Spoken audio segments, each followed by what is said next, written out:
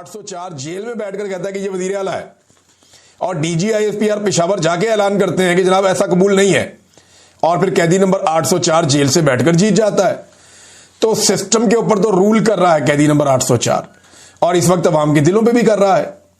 अगर अवाम के अंदर इमरान खान की मकबूलियत खत्म करनी है तो ये तरीकाकार जो एस्टेब्लिशमेंट ने अपनाया हुआ है ये तो ठीक नहीं है। इससे तो पब्लिक मजीद इमरान खान साहब के साथ खड़ी होती चली जाएगी। फजलुर रहमान साहब ने एक मरतबा फिर साबित किया कि उनका सारा सियासी तजुर्बा, बसीरत, ये सारी कहानियां हैं, वो सिर्फ एक मफामत के बादशाह के तौर पे याद रखे जाएंगे या फायदे उठाने वाले सियासतदान के तौर पे याद रखे जाएंगे, और फजलुर रहमान साहब की कोई सियासी औकात बाकी बची नहीं। मुशर्रफ के साथ उन्होंने डील किया, गंद मारा, उसके बाद उन्होंने बाकी पॉलिटिकल पार्टीज के साथ वो इक्तदार में रहे, अपोजिशन में भी आए तो अपने आप को इक्तदार में रखा, अपोजिशन ने उनको इस्तेमाल किया।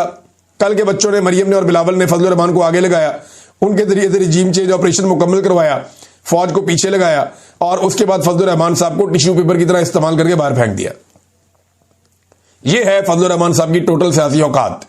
उस वक्त से लेकर अब तक फजलुर रहमान साहब इक्तदार में भी रहना चाहते हैं और हुक्मरानों के साथ नाराज भी है कि तुमने मेरे साथ ज्यादती की है। अब उन्हें एकदम उम्मीद लगी कि एस्टेब्लिशमेंट क्योंकि नाराज है ना, देखिए मिलिट्री एस्टेब्लिशमेंट खुश नहीं है इमरान खान के फैसले से कि सुहेल अफरीदी को वजीर आला नामजद किया। फजलुर रहमान साहब को लगा कि सुहेल अफरीदी की जगह पे मेरा भाई बन जाएगा, क्योंकि एस्टेब्लिशमेंट ये होने नहीं देगी। वहां पे सेक्टर कमांडर वगैरह तगड़े हैं, मिलिट्री एस्टेब्लिशमेंट बंदे तोड़ेगी और एक एक करके एमपी उनकी झोली में डाला जाएगा।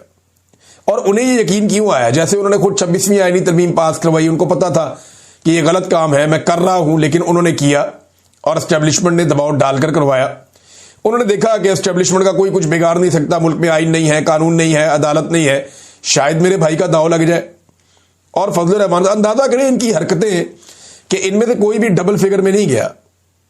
जब इलेक्शन हुआ 8 फरवरी 2024 को, तो खैबर पख्तूनख्वा में इनमें से कोई भी डबल फिगर में नहीं गया। औकात इनकी इतनी है, थोड़ी सी सीटें इन्होंने जीती हुई हैं और बिल्कुल सियासी औकात ना होने के बराबर है, और मखसूस नशिस्तें इन्होंने ले ली माले गनीमत के तौर पे। फिर भी इनकी कोई औकात नहीं है, पीटीआई 2/3 पे खड़ी है।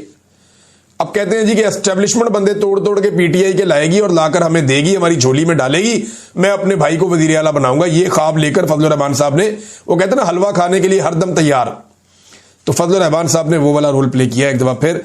लेकिन एक मरतबा फिर फजलुर रहमान साहब जो है उनकी उम्मीद टूट गई। यानी मिलिट्री एस्टेब्लिशमेंट के जबर के सहारे फजलुर रहमान साहब को लगा कि बंदे तोड़कर इनके वोट पूरे करवाए जाएंगे।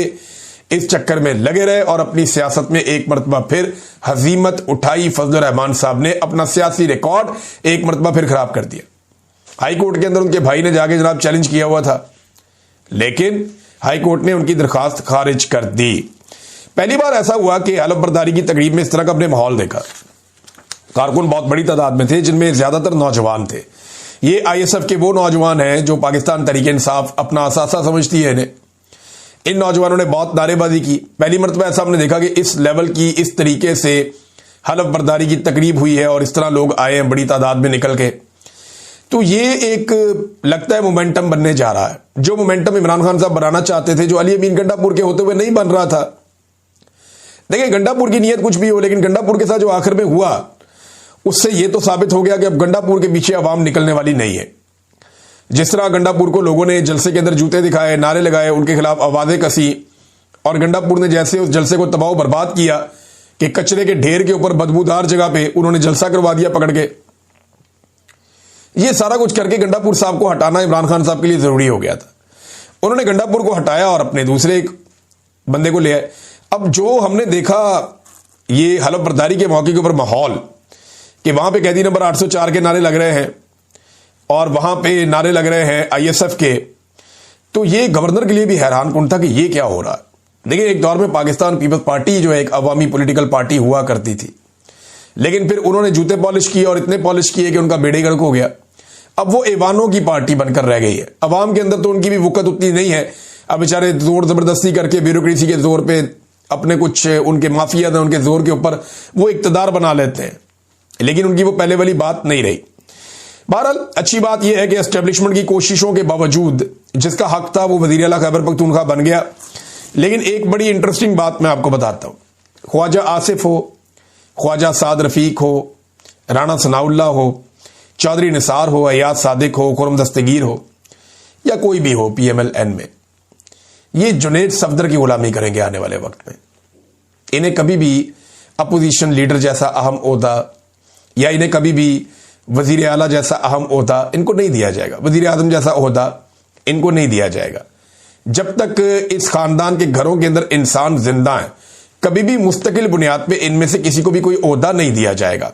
मिसाल के तौर पे दोस्त मोहम्मद खोसा को ओहदा दिया गया 3 माह के लिए, फिर उसके बाद उसको निशाने इबरत बनाया गया। सरदार खोसा साहब जो थे, जुल्फिकार खोसा, उनके बेटे को बनाया गया था जब। लेकिन आप ये देखें ना कि अपोजिशन लीडर पंजाब का बनाया किसे? हमजा को। वफाक में कौन बना? शहबाज शरीफ। वफाक में वजीर आजम कौन बना? शहबाज शरीफ। पंजाब में वजीर आला कौन बना? हमजा शहबाज। उसके बाद कौन बना? मरियम नवाज। तो ये बाकी सारे सियासतदान जो हैं ये कुछ नहीं बेचते, और अब बेचारे अपना दिल ठंडा करने के लिए दूसरी पार्टियों को कोसते रहते हैं या गालियां देते रहते हैं। इससे फर्क नहीं पड़ेगा। ख्वाजा साद रफीक ने एक बड़ी दूर की छोड़ी, उन्होंने कहा जी देखे ना, ये मिडिल क्लास ये को इसलिए लेकर आए हैं कि अभी लड़ने का वक्त है, जब अच्छा वक्त आएगा तो देखना इमरान खान इनको निशाने इबरत बनाएगा। भाई इससे पहले कौन सा इमरान खान ने अपना को फुप्पी का पुत्र बना दिया था वजीर आला पंजाब का या खैबर पख्तूनख्वा का? तब भी उसने मुशावरत के साथ दूसरे बंदे ही बनाए थे ना, तब भी वो बंदे बीच में से लेकर आया था पार्टी के। ये आज फिर वो उठा के ISF से एक बंदा लाकर इमरान खान ने बना दिया है। तो कम से कम पाकिस्तान तहरीक इंसाफ में ये उम्मीद तो है कि अच्छा वक्त है या बुरा वक्त है। इधर तो ख्वाजा साहब आप लोगों की बारी तो बुरे वक्त में भी नहीं आती, बदकिस्मती से। इतनी बड़ी पॉलिटिकल पार्टी है और उसके अंदर जमहूरियत नहीं है। नाज़रीन, ये जो एक्टिविटीज हुई, इनके बाद फौरी तौर पे आर्मी चीफ ने मुलाकात की सदर जरदारी से। ये बड़ी अहम मुलाकात है। इसका बयानिया कुछ भी जारी किया जाए, मुझे जो जाती तौर पे सहाफती तजर्बे में मुझे लगता है, और जो इस्लामाबाद में चेमगोइयां हो रही हैं, 2 चीजें बड़ी इंपॉर्टेंट है। एक तो आर्मी चीफ की एक्सटेंशन। अब जब तक उनकी एक्सटेंशन का टाइम मुकम्मल नहीं हो जाता, लगभग 1.5 माह बाकी है, तो तब तक उन्हें तमाम लोगों को खुश रखना पड़ेगा, तमाम पॉलिटिकल पार्टीज को उनको राजी रखना पड़ेगा ताकि कोई रुकावट ना आ जाए। नंबर 2, खैबर पख्तूनख्वा में जो नया वजीर आला आया है, तो इस हवाले से कोई इमरजेंसी का क़याम भी हो सकता है, क्योंकि अफगानिस्तान के साथ भी पाकिस्तान के हालात उतने अच्छे और मिसाली नहीं हैं जितने माजी में हुआ करते थे। पाकिस्तान के मौजूदा रिजीम ने बड़ी कामयाबी से अफगानिस्तान से अपने ताल्लुकात बिगाड़ दिए हैं। ये मैं इसलिए कह रहा हूं कि पाकिस्तान और अफगानिस्तान के बीच में पहली झड़प होने से पहले ख्वाजा आसिफ अफगानिस्तान को दुश्मन मुल्क डिक्लेयर कर चुके थे, सिर्फ इस बुनियाद पर कि डोनाल्ड ट्रंप ने बगराम एयरबेस मांगी थी और तालिबान ने उसके ऊपर इनकार कर दिया था। मैं आपको फिर बताता हूं कि जब तक डोनाल्ड ट्रंप ने तालिबान से बगराम एयरबेस नहीं मांगी, तब तक पाकिस्तान की मिलिट्री एस्टेब्लिशमेंट ने या पाकिस्तान की मौजूदा रजीम ने कभी भी अफगान तालिबान या वहां की हुकूमत को अपना दुश्मन नहीं कहा था। लेकिन जैसे ही डोनाल्ड ट्रंप ने मांगा,